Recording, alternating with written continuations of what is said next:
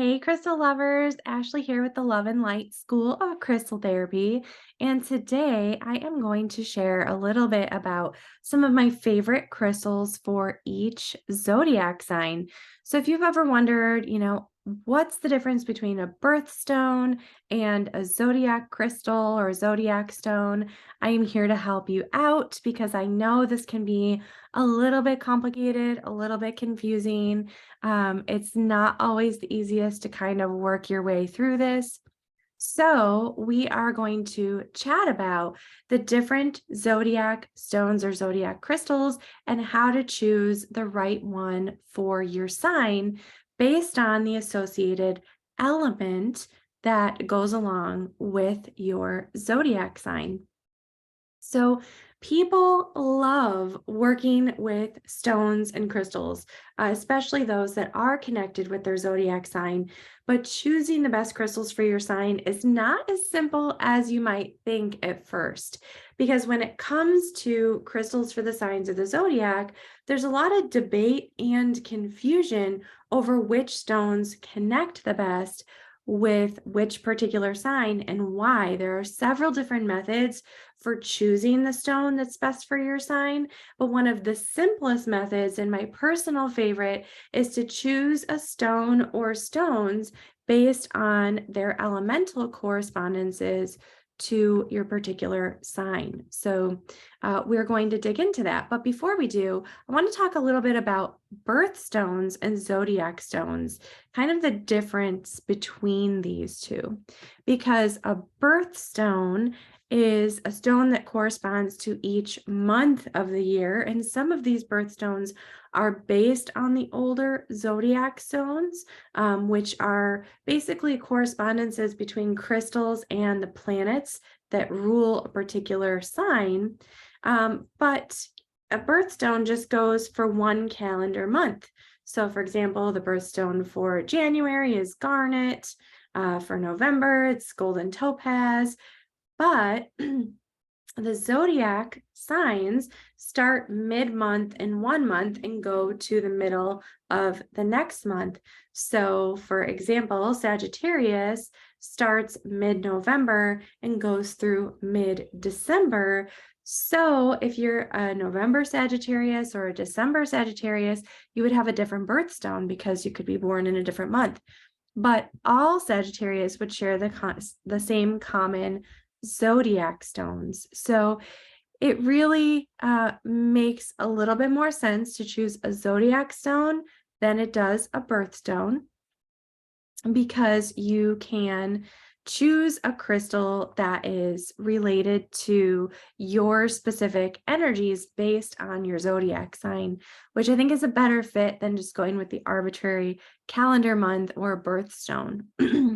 Now, each zodiac sign is related to one of the four elements: earth, air, fire, or water, and each element has some specific properties or qualities that influence the personality traits of that sign. The elements represent kind of these like four different types of creative energies found in the universe, and each element is associated with a particular set of healing stones based on their respective energetic qualities and properties. These crystals then enhance the positive attributes associated with your zodiac sign. And then the opposite elemental stone can balance the negative aspects or not so glamorous aspects of your sign. So, for example, if you're a Taurus and you'd like to enhance your ability to call in abundance, because Taurus is an earth sign really connected with prosperity and abundance, then you would want to work with a crystal that has some earth energy, like, for example, an emerald stone. However, if you are looking at the less than glamorous aspects of your sign, for example, I'm a Sagittarius, we are known for having a little bit of a fiery temper, then you might choose to wear or carry with you a stone of the opposing element. So in this case, earth and air are opposite, fire and water are opposite. So I've wanted to balance out the energy of that fiery temper, the Sagittarian fiery temper. I would maybe want to work with a water element crystal to help balance that um, not so glamorous aspect of the Sagittarian temper. So maybe something like an aquamarine.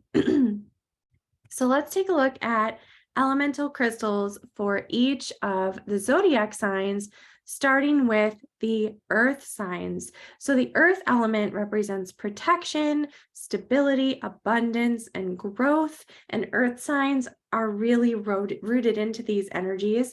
The earth element enhances the positive attributes of the earth signs, which are Taurus, Virgo, and Capricorn, and it balances the negative attributes of air signs, Gemini, Libra, and Aquarius.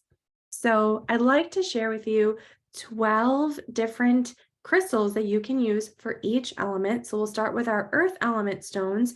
You can work with moss agate, tree agate, bronzite, carnelian, chrysocolla, emerald, rainforest jasper, red jasper, malachite, peridot, petrified wood, or serpentine. The reason I want to give you a lot of variety here is because I want you to be able to find at least one or two of these crystals that you have available in your crystal healing toolkit that you can carry in your pocket, wear as a piece of jewelry, or pull together a collection of different crystals to use in a crystal grid on your altar space, anything you like. Next, let's look at the crystals for air signs. So the air element represents change and new beginnings and the intellect. And this element enhances the positive attribute of air signs. So Gemini, Libra, and Aquarius, and it balances those negative attributes of earth signs, Taurus, Virgo, and Capricorn. My 12 air element stones are angelite, blue apatite, azurite, celestite, rainbow fluorite, blue kyanite, lepidolite, any other type of mica, pumice, blue sapphire, selenite, including the satin spar variety, and turquoise. And if I'm going through these a little bit too fast for you, you can find them over on my website at loveandlightschool.com/blog. You can look for the best crystals for your zodiac sign, and you will find the lists for each element. Next, let's look at crystals for the fire signs. So the fire element represents vitality, creativity, personal power, and this element enhances the positive attributes of the fire signs. So Aries, Leo, and Sagittarius, and it will balance the negative attributes of water signs. So Cancer, Scorpio, and Pisces.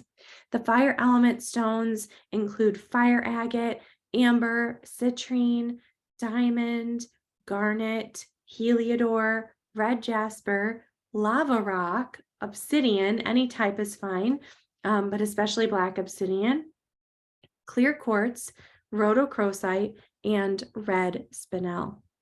And finally, that brings us to crystals for the water signs.